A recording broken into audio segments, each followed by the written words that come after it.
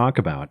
And I try to minimize showing clips from The View as much as I can because the absurdity runs so deep that we'd be here, every day, every week at least, or all day every week, I suppose.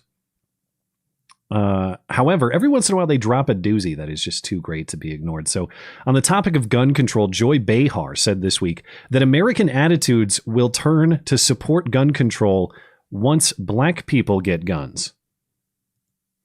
Most AR-15 owners are former military, 35 plus. Let me say one more thing. So that's all I'm saying is that they're not just crazy people. Okay. Here's the thing. Once black people get guns in this country, the gun laws will change. Trust me.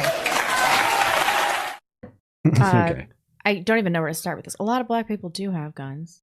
Well, case in point, in perfectly timed fashion, here was another viral video clip this week, live from the main streets of New Orleans. Booga, booga, booga, booga,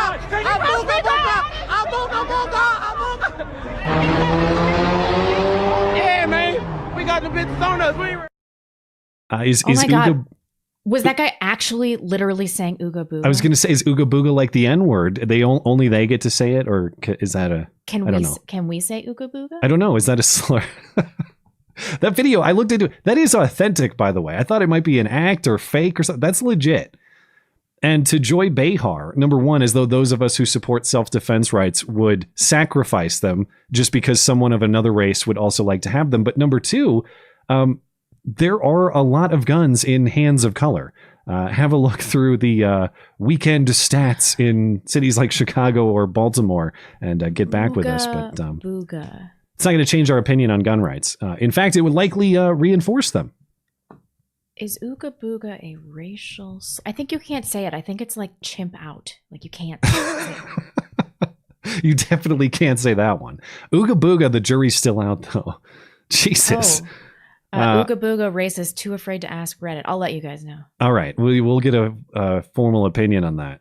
On the topic of gun control in general, I don't know. I'm trying to get off that topic because we're going to get ourselves in trouble. But thank you, Joy.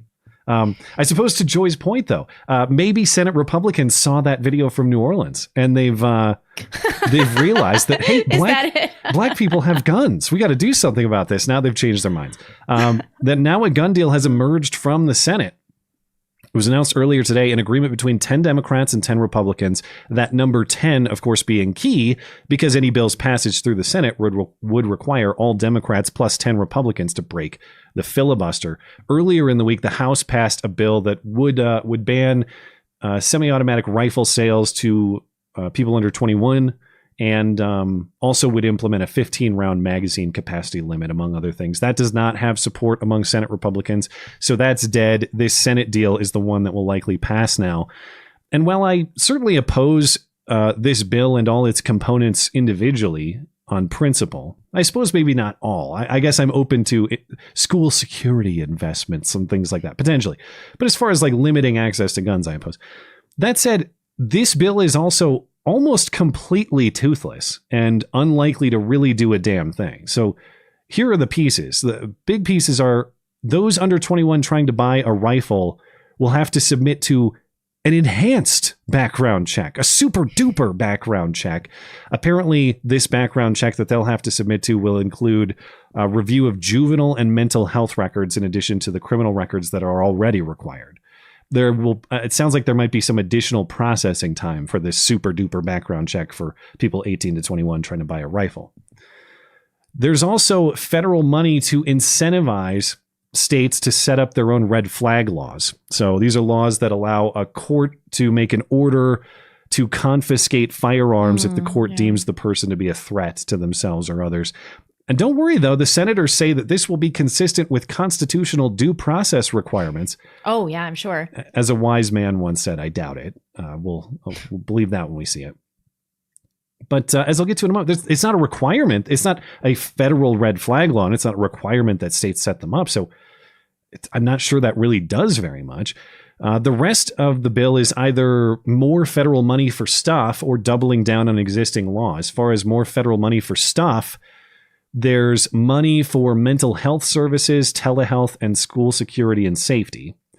And on doubling down on existing law, I guess they're going to clarify what it means to be a gun dealer and therefore subject to federal licensing laws.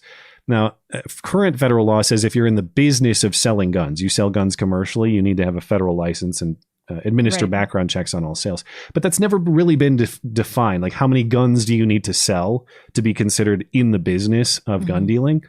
Sounds like they're going to add some clarification to that. This bill will also, I'm not even sure what they mean, because it says, well, we're going to make sure that domestic abusers can't get guns. Already under federal law, misdemeanor domestic abusers, convicted at least, can't get guns. They're considered prohibited persons. So this is just another double down on existing law. I'm not, the story here in Breitbart says convicted domestic violence abusers and individuals subject to domestic violence restraining orders are included in NICS. That's the background check system. Right. Including those who have had a continuing relationship of a romantic or intimate nature. What? I'm not even sure what that means, but bottom line, if you're a domestic abuser, they're going to try to block you from getting a gun, which is already federal law. Anyway. So, you know, I don't, on the major piece here, giving a super duper background check to 18 to 21 year olds, I don't support, second tier of rights for young adults. I certainly don't support red flag laws, but this is about the weakest possible gun bill they could have designed. Number one, it doesn't even prohibit those rifle purchases to people under 21. And number two, as I mentioned, if you live in a free state, the feds are not going to just dangle dollars and your state is going to cave to that in all likelihood. I suppose maybe some purple states might do something like that. But at the end of the day, federal money or not, states like New York are going to have red flag laws that do nothing, and they still get shootings like Buffalo, even though they have red flag laws. Right. And states like Wyoming won't, because I don't think Wyoming legislators are going to sign up to abandon their belief system just for a couple extra federal bucks to support a system they don't believe in anyway. So this is all to satisfy public need because of Uvalde, etc. Yeah, is that really what's going on here? It has no utility from a federal perspective. Yeah, it's just a pointless bill. I mean, half of it is like, no, we're really serious about the law that exists, though. The other half is like, here's a big check. Okay. I mean, great. But, you got David Hogg and all the rest. I knew this time was going to be different. It's not. I David guarantee. Hogg said that? What a douche. I guarantee the next shooting that happens, they're not going to act like this is sufficient. They're going to come back and demand all sorts of other things. If you're interested in the Republicans who caved, they are Cornyn, the Republican senators, that is. I see Romney was on the Romney's on the list. Cornyn, Tillis, Blunt, Burr, Cassidy, Collins, Graham, Portman, Romney, and Toomey.